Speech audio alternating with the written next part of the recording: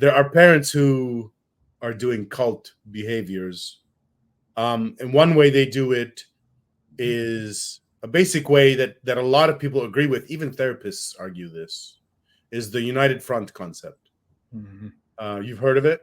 Yeah. The idea is the father and the mother in front of the children have to look like they're united in agreement about something. Yeah.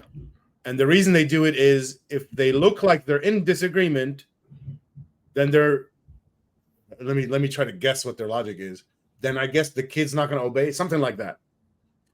And I don't know if it's obvious to people why that is so bad.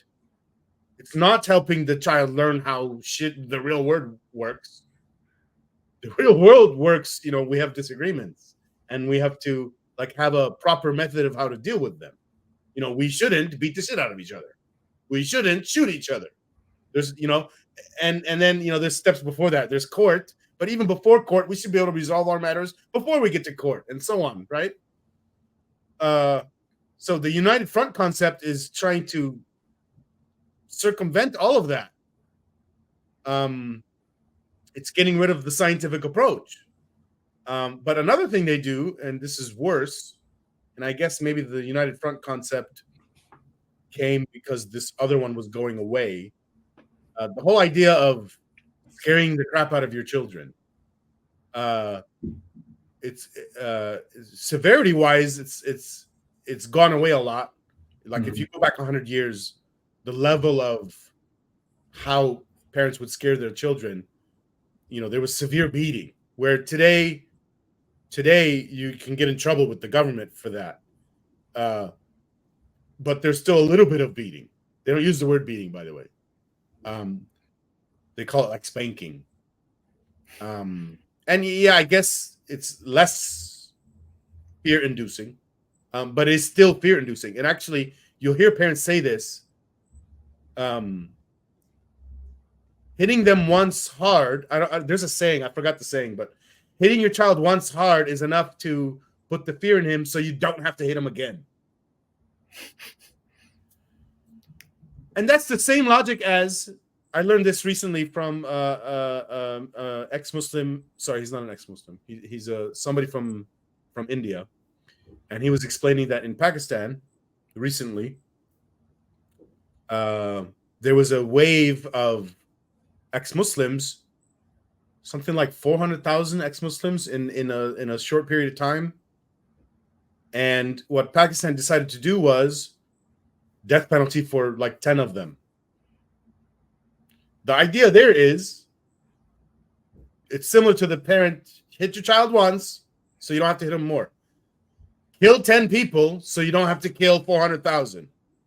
Because the point of killing 10 people is now the next person who saw that on the news, they might think twice of being outspoken.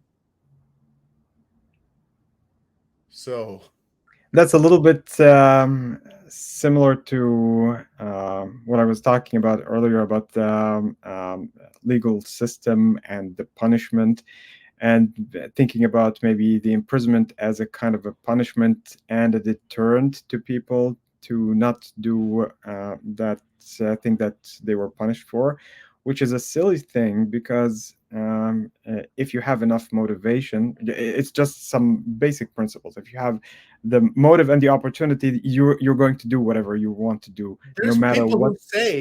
There's people who say, when in context of they want to describe that they want to beat somebody up or hurt them, they say, instead of even saying I want to hurt them, they say I'm willing to do 10 years.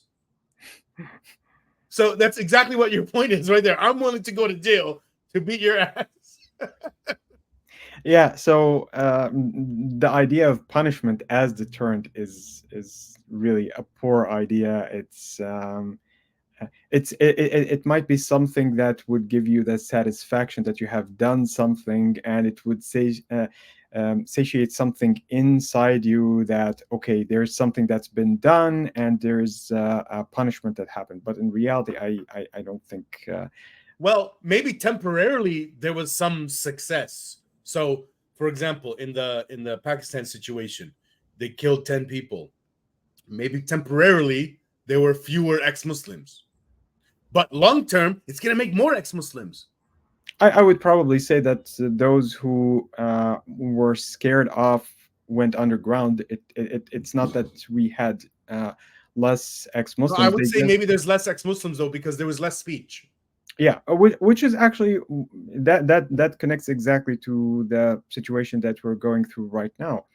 The fact that you can see more ex-Muslims, more apostates, more atheists in the Muslim world has to do with the fact that some form of um, space or some alleviation of some of the former restrictions happened. And that happened after what is called the Arab Spring, which was a really false impression of a relaxation of those restrictions, because that's not really what happened. But in any case, that was really responsible for a great deal of what we have seen since 2011.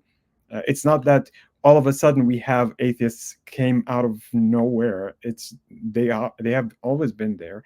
It's just that the deterrent that was there in the form of the authority of the government, which included both political and religious aspects, is no longer viewed as the same intimidating figure as before. Now, what I'll say is, so what I just said is the way they're treating people today, I'm saying, is causing more ex-Muslims to happen anyway, right? Yes, If that's they true. became peaceful the way Christianity and Judaism is today, I think a lot of people would remain Muslims. Yeah, I would agree. Yes. They wouldn't leave.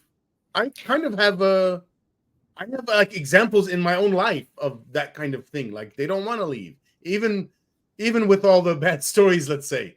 That And that's and that's part of it is like a familial thing. You know, my whole family is Muslim, so I don't want to get out of the group. And yeah. if Islam Eventually, was peaceful, that would be happening plenty. yeah. Religion eventually is an issue of identity, and so if you're willing to actually leave that identity, it means that there's something that's wrong enough in that environment for you to start rethinking a part that constitutes who you are.